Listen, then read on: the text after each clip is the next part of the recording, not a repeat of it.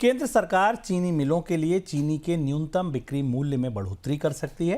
साथ में इंडस्ट्री को अतिरिक्त चीनी के एक्सपोर्ट की मंजूरी दी जा सकती है।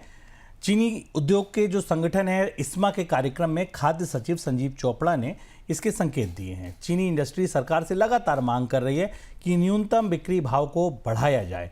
फिलहाल ये भाव 31 रुपये प्रति किलो है, जो 2019 से नहीं बदला है। 2019 से चीनी इसी भाव पर बिक रही है। तो सर, अब अगर ये बढ़ाया जाता है या एक्सपोर्ट कोटा बढ़ाया जाता है, क्या असर आपको लग रहा है बाजार पर पड़ेगा इसका? चीनी अर्थव्यवस्था में शुभम कुछ महत्वपूर्ण बदलाव होने के संकेत हैं जो इस्मा की बैठक से हमारे सामने इशारा हुआ, और वजह वही रहती है कि चीनी मिलें हमेशा किसानों को के बकाये को सामने लाकर सरकार से ज़्यादा रियायतें पाने की कोशिश करती हैं। और अभी भी इस समय ये स्थिति है कि मिलों के ऊपर बकाया बढ़ रहा है।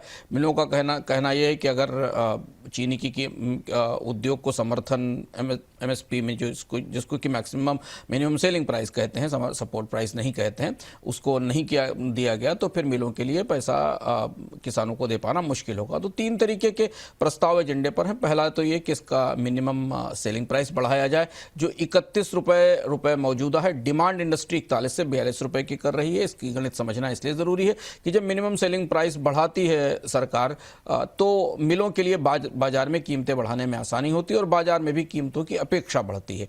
तो एक तो ये बदलाव हो सकता है। दूसरा ये है कि शुगर के एक्सपोर्ट्स के कोटे को और ज़्यादा बढ़ा दिया जाए, जो कि अभी मौजूदा स्तर पे है उससे ज़्यादा निर्यात किया जाए। हालांकि अंतर्राष्ट्रीय बाजार में उतनी मांग चीनी की नहीं दिखाई देती। और तीसरा विकल्प यह है कि एथेनॉल के डाइवर्जन को और ब्लेंडिंग के जो नियम है उनको उदार किया जाए, ताकि और ज़्यादा एथेनॉल में डाल के लिए मोलासेस तेल कंपनियों को भेजा जा सके। तो ये तीनों चीज़ें एक साथ एजेंडे पर हैं। इंडस्ट्री की डिमांड 41-42 रुपये के आसपास की है।